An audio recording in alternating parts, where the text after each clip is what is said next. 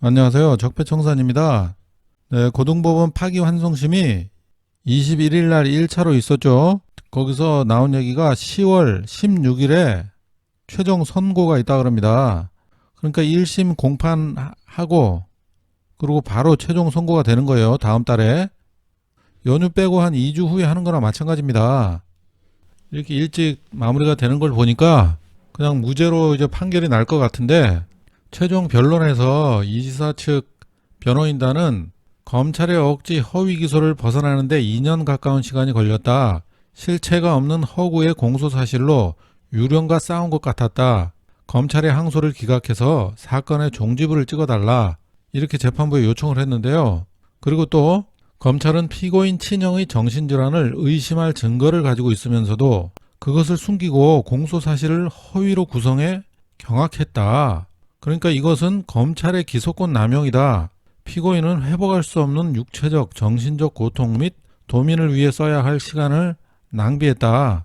이거 완전 사기꾼들이죠. 그 증거만 하더라도 형님의 그 이상 증세가 다 나오는데 그것을 가지고 있으면서도 허위로 공소장을 작성을 해서 이게 억지 기소란 얘기죠. 그렇기 때문에 검찰의 그 항소 다시 고등법원으로 왔기 때문에 1심에서 항소한 거를, 그래서 그 기각을 지금 해달라는 거예요. 선고할 필요 없이 1심에서 무죄 판결 난 거를 그냥 결정을 해달라는 얘기죠. 형님 그 포렌식 녹취록이에요.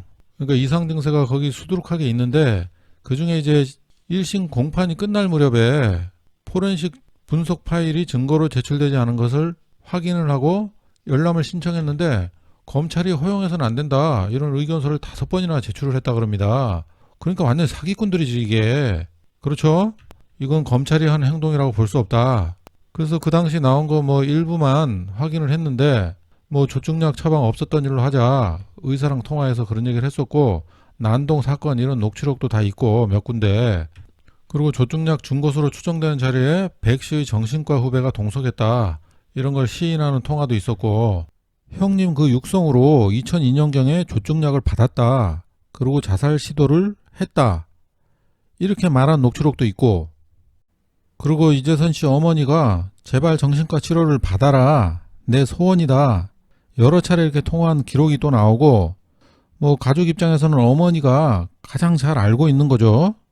형님이 그 양극성 장애인데, 이 양극성 장애는 조증하고 정상하고 우울증 상태를 계속 왔다 갔다 하는 겁니다. 주기적으로. 그러니까 평소에는 이게 멀쩡한 사람 같아요. 근데 이제 우울증이 오면은 자살을 시도하는 거고, 조증 증세가 오면은 그냥 뭐든지 다 할 수 있을 것 같으니까 약간 광분한 상태가 되는 거죠. 그러니까 이렇게 잘못 보면은 아주 멀쩡한 사람 같아요. 일도 다 정상적으로 하면서. 그래서 일반인들은 잘 모르게 돼요, 그거는. 그런데 결국 형수와 조카가 형님을 강제로 입원시킨 겁니다. 그런데도 그것을 아는 KBS가 2018년 11월 달에 전문의 대면 상담 없이 재선 씨를 입원시킨 걸 확인했습니다. 허위 보도를 하는 바람에 1개월 후에 검찰에서 공소장을 날조해가지고 이재명 지사를 기소를 할 수가 있었어요. 그러니까 언론하고 온갖 그 사기꾼 집단들이 전부 똘똘 뭉쳐가지고 이재명을 공격을 했던 겁니다. 그래서 이제 검찰이 또 파기환송심 1차 공판에서 또 300만 원을, 정말 양심 없게 300만 원을 또 구형을 했습니다. 정말 인간들이 아니에요. 그러니까 온갖 여론 조작을 해가지고 여론이 다 뒷받침을 해주니까 검찰이 저런 짓을 또 할 수 있는 겁니다. 정말 나쁜 놈들입니다. 이러니까 이재명 지사가 검찰 개혁을 해야 된다고 그러잖아요.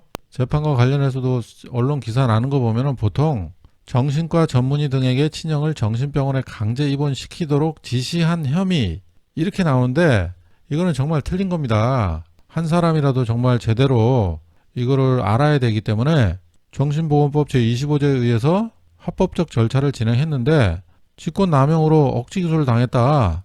그런 얘기하고, 이 허위사실 발언은 이거 완전 뒤집어 씌워놓은 거예요. 이 말 자체도.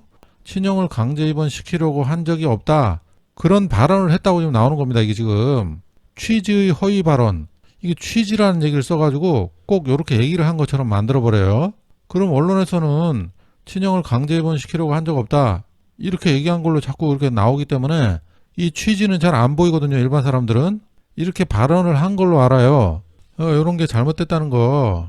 그래서 이런 경우도 물어보는 사람이 직권을 남용한 불법으로 직권을 남용해서 강제 입원시키려 그러지 않았느냐 이런 의도로 물어봤기 때문에 취지의 질문이라고 써야 되는 겁니다.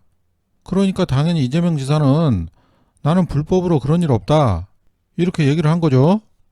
네, 그래서 이런 부분도 이제 뭐 재판이 다 마무리가 돼 가지만은 물고 늘어지는 또 사람들이 있기 때문에 일단은 이런 거 정확하게 여러분들 이제 좀 알고 계시라고 제가 한 번 더 말씀드려 봅니다. 10월 16일 날 뭐 재판부에서 무죄를 선고해 주는 것도 좋지만은 이재명 지사 측에서 얘기한 항소를 기각해 주는 것이 가장 좋다는 거죠. 그래야지 제일 깔끔하게 끝나는 겁니다. 그래서 이번 재판부가 정말 양심적으로 이것을 판결을 해 주시기를 남은 기간 동안에 그렇게 한번 바래 보자고요. 그러려면 여러분이 가끔 가다가 이 재판에 관련해서 잘못된 거 남은 기간 동안에 자꾸 주장해야 됩니다. 이것도 이 검찰이 억지 기소를 했다는 거를 자꾸 주장을 해야지 재판부에서도 항소를 기각을 해줄 수 있어요. 우리가 이거 너무 관심을 안 가지고 있으면은 그냥 뭐 무죄 판결을 하겠지만은 무죄 판결을 하면은 또 반발이 또 많이 생기기 때문에 항소 기각하는 것이 가장 깔끔하게 마무리가 되는 거다. 그렇게 생각하시고 이 재판에 관련해서도 조금씩 관심 가져주시고 공유도 많이 해주셔야 됩니다. 아셨죠? 이번 영상은 여기까지 하겠습니다. 감사합니다.